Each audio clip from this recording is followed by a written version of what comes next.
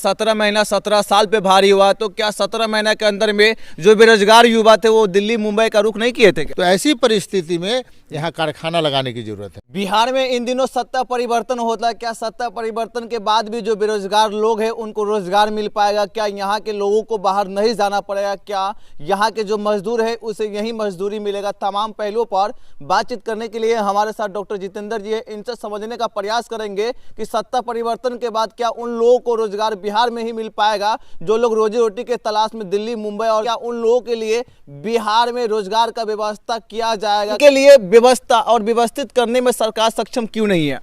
कभी नहीं होगी। सबसे बड़ी बात क्या है कि मैं आपको बता दूं कि मैं एनिमल्स लवर हूं और देश के हर कोने में मेरा जानवरों के कारण जाना आना होता है।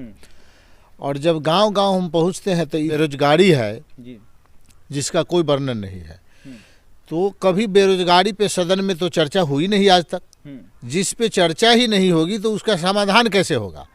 आज सरकार बदल गई है, कल फिर बदल जाएगी। मैं पहले भी आपको एक बार बता चुका हूँ, सरकारें आती जाती रहेगी, लेकिन जब बेरोजगारी पे चर्चा नहीं होगी, शिक्षा पे चर्चा नहीं होगी, आपको स्वास्थ्य पे चर्चा नहीं होगी, तो इसमें बदलाव कैसे होगा?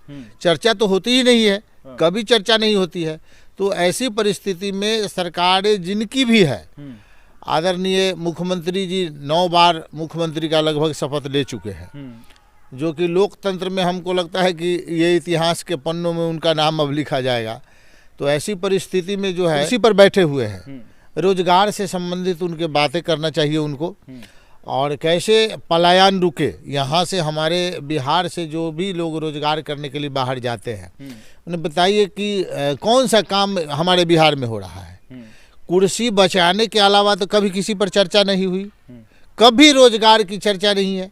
तो हमारे यहाँ ट्रेन भर के कब लोग आएंगे अदर स्टेट से, दूसरे राज्य से जब आएंगे हमारे यहाँ नौकरी के लिए, काम के लिए, तब ना हम समझेंगे कि हमारे यहाँ विकास हुआ है।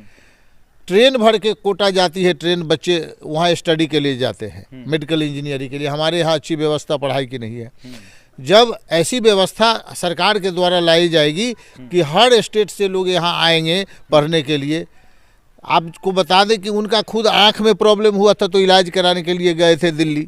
तो ऐसी व्यवस्था, जो 17 साल 18 साल से मुख्यमंत्री है, एक अच्छी आंख की अस्पताल नहीं बनवा पाए, अपना आंख का इलाज कराने दूसरे जगह जाते हैं। तो सरकारों का आना जाना लगा रहेगा, लेकिन सरकार को इस पर विचार करना चाहिए कि रोजगार, शिक्षा और स्वास्थ्य, ये तीनों पर गहन छानबीन हो, विचार हो, और सारी व्यवस्था यहाँ हो ताकि पलायन रुके। आपको लगता है सर कि जो लालू प्रसाद यादव जी जिस समय में मुख्यमंत्री थे उस समय में भी ये प्रयास किया जा सकता था?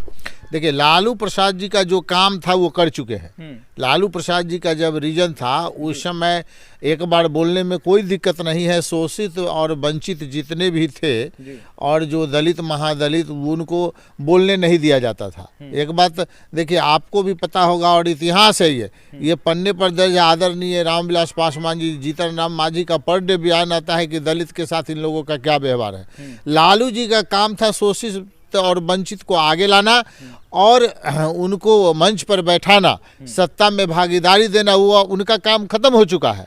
अभी वर्तमान में अभी महीना दिन भी नहीं लगा है, जैसा कि आपको पता है कि आदरणीय तेजस्वी जी के द्वारा जो नौकरियां दी गई है, जिस पर चर्चा पूरे भारत में पहली सरकार है जो एक कलम से इतनी नौकरी दी है। समझ गए ना? तो ये कम बड़ी बात नहीं है। युवा थे, इनको मौका मिलना चाहिए था। चलिए, तख्ता पलट होती रहती है। अब तो लोकतंत्र में किसी की जुबान की कोई कीमत नहीं रही, समझ गए ना? और जनता को इस पर विचार करना चाहिए कि कोई भी विधायक हो, मंत्री हो, जो अपने आप को यहाँ जनता चुन के भेजती है, वहाँ जाकर बिक जाते हैं। ऐसी परिस्थिति में आने वाले चुनाव में जनता कोई ना कोई विकल्प ढूंढने का प्रयास करेगी। आपसे सवाल ये करेंगे कि आप कह रहे थे कि 17 महीना 17 साल पे भारी हुआ, तो क्या 17 महीना के अंदर में जो बेरोजगार युवा थे वो दिल्ली मुंबई का रुख नहीं किए थे क्या? देखिए, किए थे। माने ये निरंतर चलता रहेगा, लेकिन जो 17 महीना में जो रोजगार मिला है, यहाँ पर जो नौकरियां मिली है, इसको भी भुलाया नहीं जा सकता है। वाकई में ये कि इतिहास के पन्ने पर तेजस्वी जी का नाम जो है दर्ज होगा कि 17 महीना में इतना रोजगार दिए हैं। सरकारें आती जाती रहेगी, बहुत सारे डिप्टी सीएम और सीएम पहले रहे, कहाँ है 17 महीना में कोई नौकरी मिली? मुख्यमंत्री जी ही पहले कहे हुए हैं कि जो नौकरी कहाँ से देंगे, हमारे पास बजट नहीं है। ऑन कैमरा बोल चुके हैं, सदन में बोल चुके हैं, पैसा कहाँ से आएगा, तो कहाँ से नौकरी मिल गया। वैसी कोई बात नहीं है। देखिए, जो लोग बेरोजगार है और इतनी बेरोजगारी है कि ये संभव नहीं है कि बिहार में रोजगार मिलेगा। जब कल कारखाना लगेगा, यहाँ पर फैक्ट्रियाँ लगेगी, तब न लोग पलायन रुकेंगे। मान के चलिए 2 लाख 4 लाख नौकरी तेजस्वी जी दे दिए, उससे समस्या का नहीं। यहाँ तो करोड़ों की संख्या में बेरोजगार बैठे हुए हैं। तो ऐसी परिस्थिति में यहाँ कारखाना लगाने की जरूरत है। सर ये पूछेंगे कि दिल्ली मुंबई जैसे शहर में जाते हैं यहाँ के मजदूर मजदूरी करने के लिए, कभी आपने ये देखा है कि दिल्ली मुंबई से कोई मजदूर मजदूरी करने के लिए बिहार आता? कभी आप देखे हैं? बिहार क्यों आएगा? बिहार में तो कोई काम ही नहीं है। कौन काम करने के लिए आएगा यहाँ पर, बताइए। यहाँ जब कल कारखाना होगा, यदि आपको फैक्ट्रियाँ बनेगी, जैसे मैं 5 महीना पहले लुधियाना गया हुआ था, वहाँ जो है यहाँ बिहार से काफ़ी लोग जाकर के जैकेट वगैरह की फैक्ट्री करते हैं, समझ गए ना। बहुत बड़ी मंडी है और वहाँ पर अच्छा खासा बिजनेस कर रहे हैं। तो कहने का मतलब सरकार प्रोत्साहित करेंगे और उनके साथ बैठक करेंगे। कभी सुने हैं आज तक कि किसी किसान के साथ सरकार बैठ करके समस्या निदान किए हैं? आते हैं तो कलेक्ट्रेट में बैठते हैं, एसी में बैठते हैं, उनके साथ उनके सचिव होते हैं, डीएम होते हैं, एसपी होते हैं, और वो क्या करते हैं वहाँ बैठ के जनता को पता भी नहीं चलता है, समझ गए ना। तो रोजगार, जब आपका ये कहना है कि अदर स्टेट से यहाँ बिहार में रोजगार करने के लिए कैसे लोग आएंगे, तो इसके लिए सरकार को प्रतिबद्ध होना पड़ेगा, समझ गए ना। और कल कारखाना लगाना पड़ेगा, इस पर विचार करना पड़ेगा, और प्रत्येक जिला स्तर पर आपको कल कारखाना लगाना होगा जिसमें 5,000 10,000 बच्चे काम करें, और उसके बाद बाहर से लोग आएंगे काम करने के लिए, ऐसे नहीं आएंगे। लगता है सर कि आने वाले जो भविष्य है बिहार के लिए बेहतर होने वाला है? नहीं नहीं, कभी नहीं हो। बिहार का भविष्य कभी नहीं बेहतर होगा जब तक आपको जननायक जयप्रकाश कपूरी जी के विचार के लोग, बहुत सारे लोग हैं हमारे देश में, ऐसे ऐसे नेता हैं कि उनके घर पर आज भी खपरा नहीं है। लेकिन हमारे यहाँ का क्या स्थिति है, जो भी नेता है मुखिया बन गए तो फॉर्चूनर से चलना शुरू कर दिए। ऐसी परिस्थिति में जो है, जब तक नेताओं का विचार नहीं बदलेगा, समझ गए ना, और सत्ता में कुछ न कुछ हेर फेर नहीं होगी, जब तक युवाओं को और शिक्षित लोगों को नहीं बागडोर दिया जाएगा, तो आपको बिहार का भविष्य बदलने वाला नहीं है। स्थिति है, इनके जिम्मेदार आखिर कौन है? सत्ताधारी के साथ साथ हमारी जनता भी है कि जब वो वोट मांगने के लिए आते, जैसे कि एक बात नहीं बोलना चाहिए, अभी कितना बढ़िया सरकार चल रहा था और लोगों को रोजगार नौकरी मिल रही थी, तो इसमें तख्ता पलट नहीं होना चाहिए। व्यक्तिगत स्वार्थ के लिए तख्ता पलट हुआ है, समझ गए ना।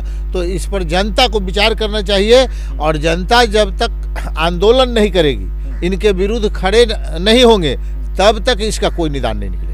ये थे हमारे साथ डॉक्टर जितेंद्र जी, जो विचार अपना रखे थे। छोटे से नौकरी के तलाश में मुंबई जाते हैं, दिल्ली जाते हैं, हरियाणा जाते हैं, तमिलनाडु जाते हैं, और वहाँ जाकर के महज 10 से 12,000 रुपये कमाने के लिए जिद्दोजहद करते हैं। और जब जाने और आने के समय होता है तो उस समय में उनको और कठिनाई झेलना पड़ता है। ट्रेन का सफ़र उनके लिए सबसे मुश्किल सफ़र होता है, और वो मुश्किल को पार करके घर का जिम्मेदारी लेकर के वहाँ जाते हैं। लेकिन इनके बाद भी सरकार व्यवस्था नहीं कर पाते। सरकार के तरफ से जो अगर कोई फेस्टिवल आता है तो उसमें ये दावा किया जाता है कि स्पेशल ट्रेन चलाया जाएगा। जो मजदूर मुंबई में रहते हैं, जो दिल्ली में रहते हैं, हरियाणा में रहते हैं, तमिलनाडु में रहते हैं, ऐसे लोगों के लिए स्पेशल ट्रेन चला करके बुलाया जाता है बिहार में, बिहार से बाहर भेजा जाता है। लेकिन ऐसे लोगों के लिए बिहार में व्यवस्था आखिर क्यों नहीं किया जाता है?